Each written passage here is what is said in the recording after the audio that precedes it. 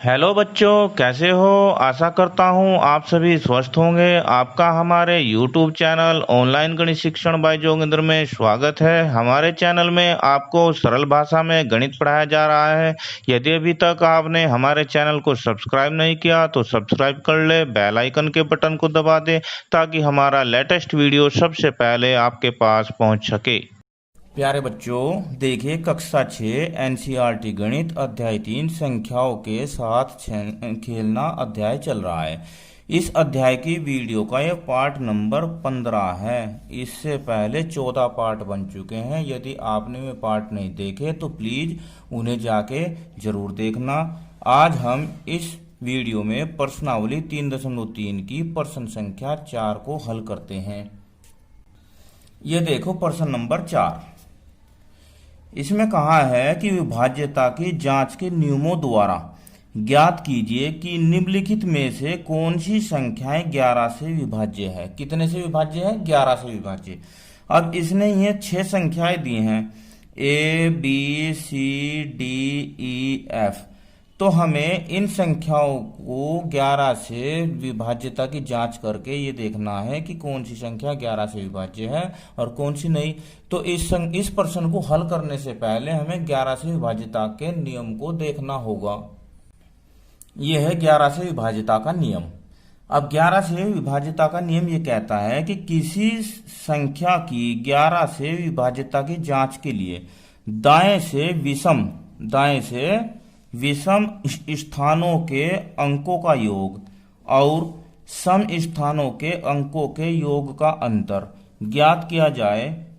यदि यह अंतर 0 है या 11 से विभाज्य है तो वह संख्या 11 से विभाज्य होती है।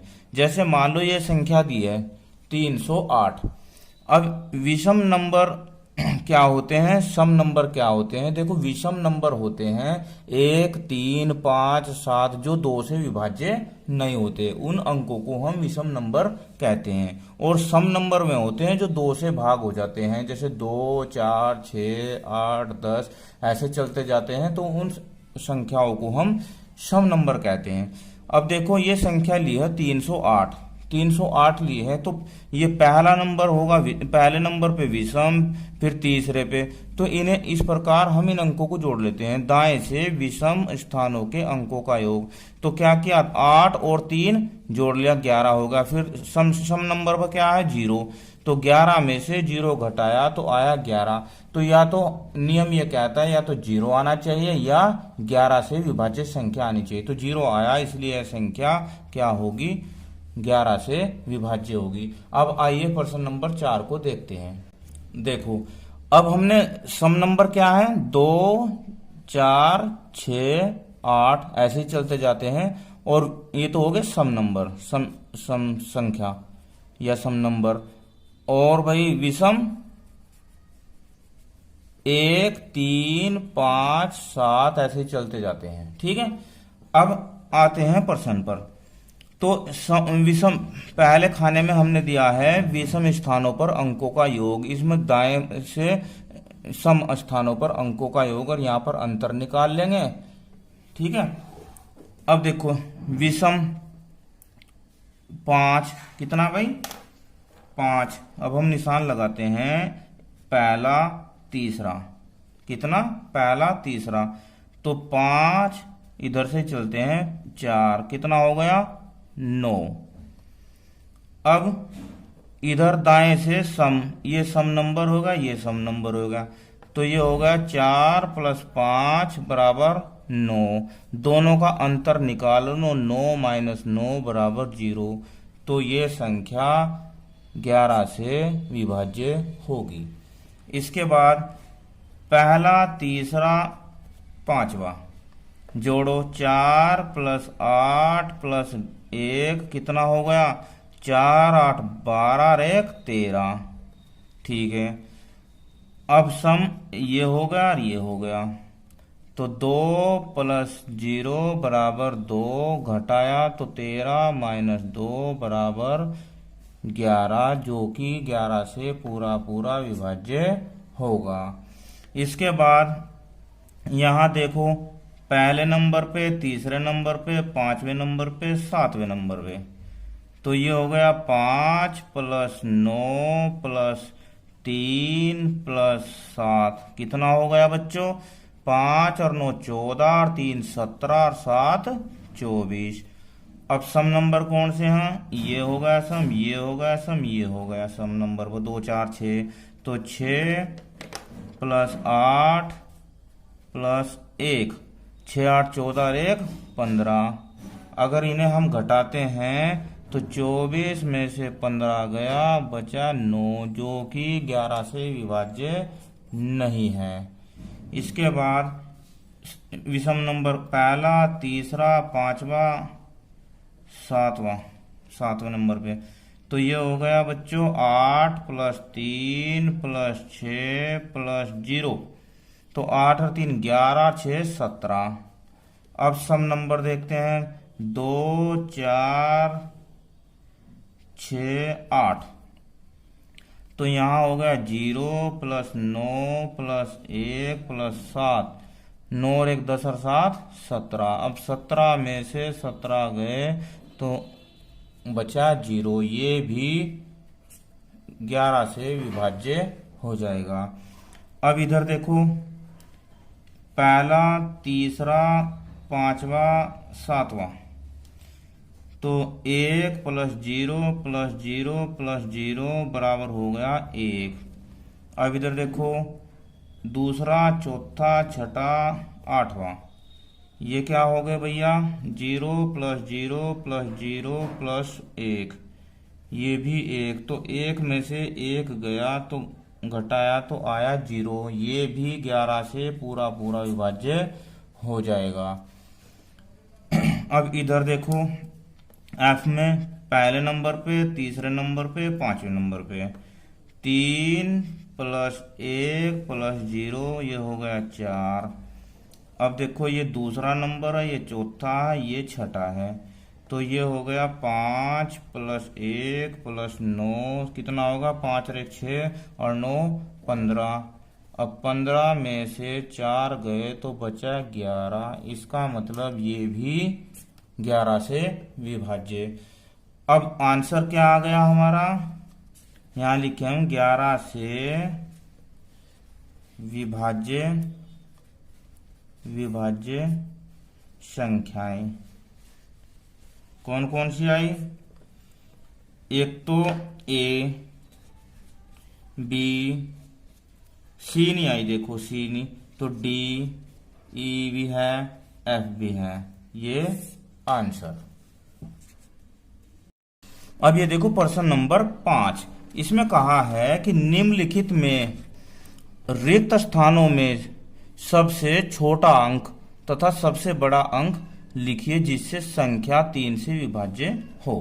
अब ये संख्याएं दी हैं, इनमें खाली स्थान दिए हैं, यहां पर भी है, यहां पर है। तो इनमें हमें सबसे छोटा अंक और सबसे बड़ा अंक लिखना।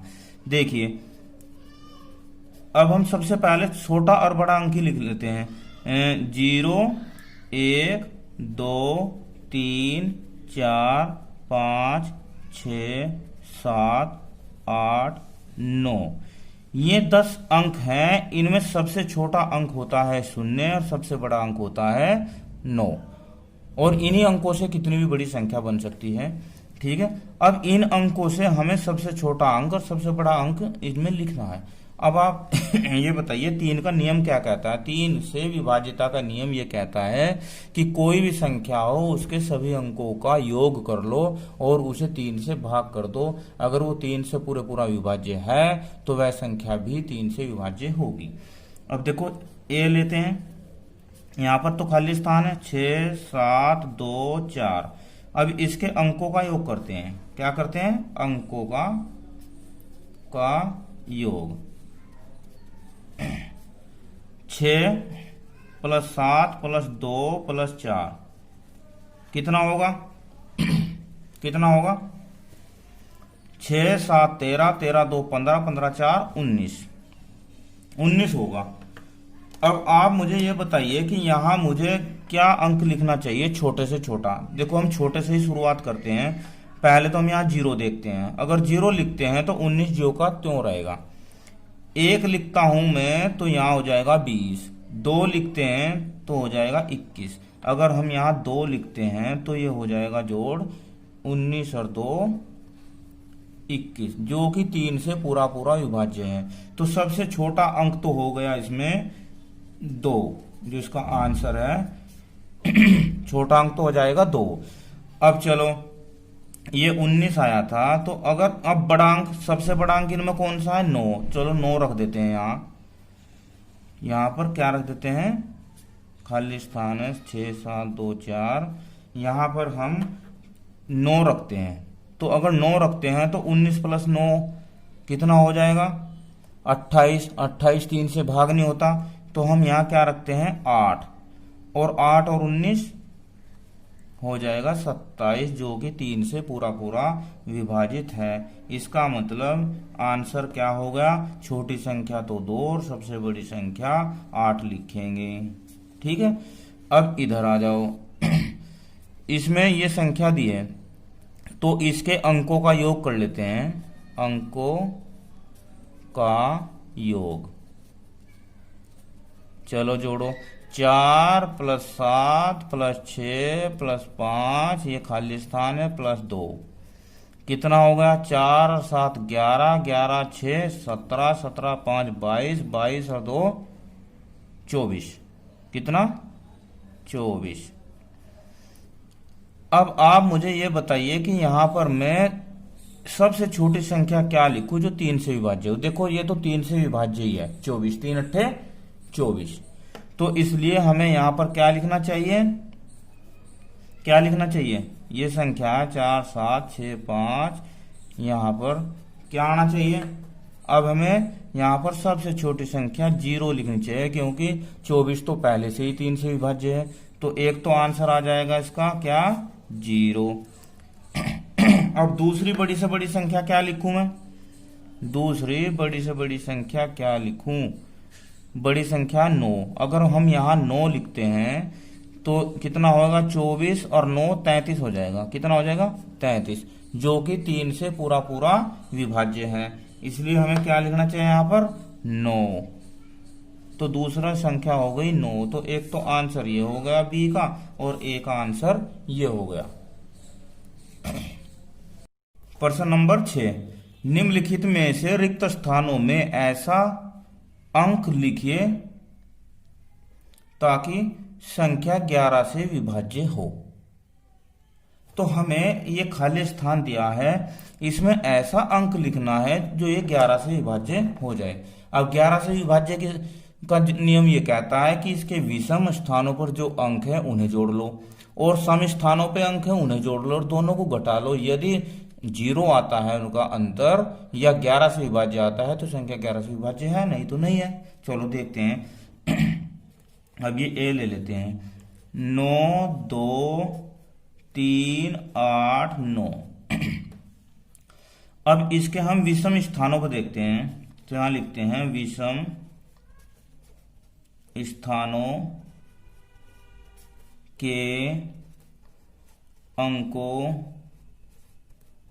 का योग। अब एक तो ये रहा 1 3 5, 1 3 5, यानी कि पहले नंबर पे, तीसरे नंबर पे और पांचवें पे। तो 9 3 2, कितना होगा भाई? 9 और 3 12 और 2 14, कितना होगा? 14। अब इसके समस्थानों पर, इसके समस्थानों पर, अब समस्थानों पर एक तो 8 है, एक समस्थान ही आएगा, खाली स्थान है जो, और एक ही 9। तो यहां लिखते हैं सम स्थानों के अंकों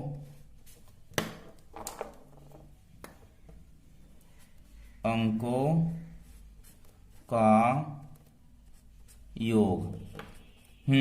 अब देखो 8, ये समस्थान अभी छोड़ देते हैं, और फिर अगला है 9, कितना होगा? 9 8 17, कितना होगा? 17। अब ये देखो कि 17 में से 14 घटाओ, 17 में से 14 घटाओ तो कितना आया बच्चों? ये आ जाएगा 3। कितना आ जाएगा? 3। और अब आप ही सोचो कि 3 में ऐसा क्या जोड़े कि 11 से विभाज्य हो जाए। तो 8 जोड़ दें। कितना जोड़ दें इसमें? 8। तो ये हो जाएगा 11 से विभाज्य। इसका मतलब यहां क्या आएगा? 8 आएगा। तो इसका जो आंसर है वो है 8। ठीक है। अब इसे देखो बी को लेते हैं। इसमें हम इसके भी ऐसे ही करते हैं कि विषम स्थान पर देखते हैं। विषम स्थानों के अंकों का योग। विषम होगा पहला, तीसरा और ये खाली स्थान। तो यहां होगा 4 + 4 और ये खाली से भी रहने दो, तो ये तो होगा 8। कितना होगा? 8। अब समस्थानों के अंकों का योग। समस्थान होगा भाई इसका, एक तो ये हो गया, एक ये हो गया और ये हो गया। तो 8 + 9 + 8, तो 8 9 17 8 25। अब देखो 25 में से 8 घटाते हैं तो यहां क्या होगा अंक, सोचो। तो अंतर देखते हैं इनका। 25 में से 8 घटाते हैं तो कितना आया? 17 आया। अब यहां कौन सा अंक होना चाहिए जो 11 आ जाए? यहां कौन सा अंक होना चाहिए जो 11 आ जाए? तो देखते हैं, 11 घटा कर देख लेते हैं। तो आया कितना? 6। तो इसका मतलब यहां पर कितना आना चाहिए? 6। तो जब 6 आएगा तो तभी तो 11 आएगा। तो इसका आंसर हो गया 6। ठीक है। क्या हुआ इसका आंसर? 6।